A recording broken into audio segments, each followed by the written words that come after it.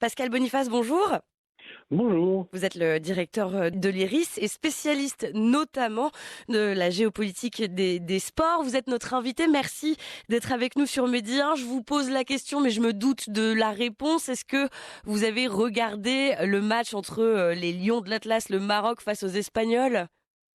La fin, et j'ai rien loupé, puisque le plus intéressant, le plus passionnant, c'était évidemment la séance des pénaltys. J'ai pas pu me libérer avant, mais c'était vraiment beaucoup d'émotions et c'est toujours une dramaturgie, les tirs de pénalty.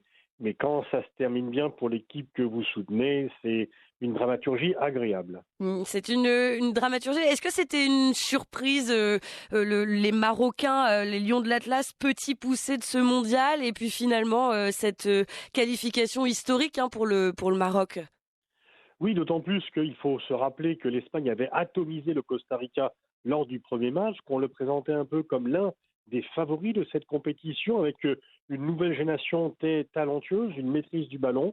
Et puis, comme souvent, les exploits du premier tour ne correspondent pas toujours aux exploits des matchs à élimination directe.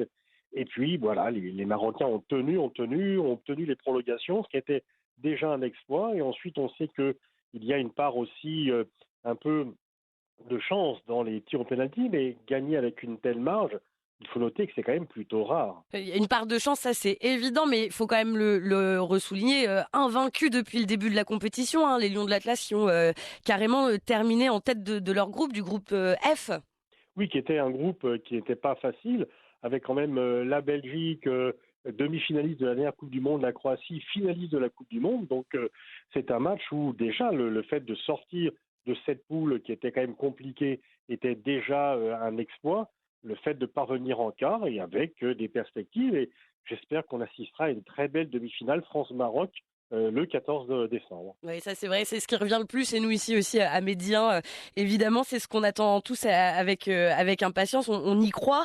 Les Lions de l'Atlas avant leur séjour au Qatar, enfin le Maroc, qui avait quand même remporté que 2 rencontres sur la scène planétaire. Si on fait un peu de retour historique, Pascal Boniface, il y avait 86 au Mondial mexicain face au Portugal, et puis une en 98 en France face à l'Écosse, mais sans arriver à sortir des poules.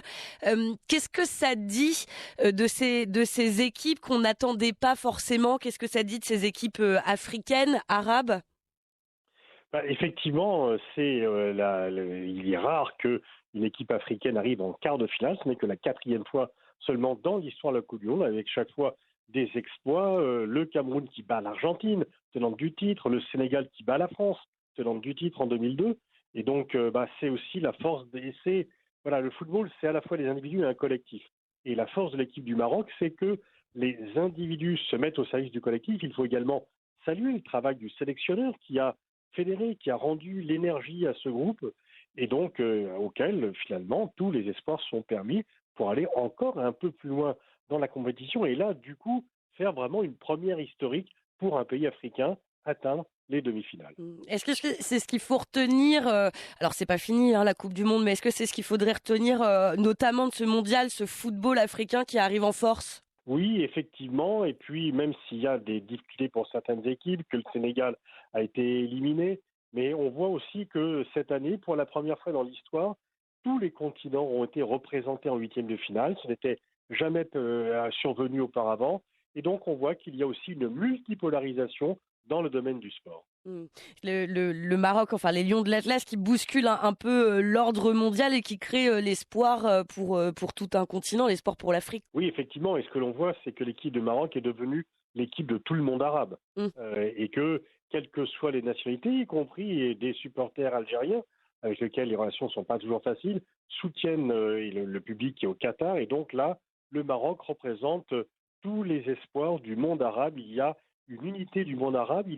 C'est suffisamment rare pour être souligné. Mm.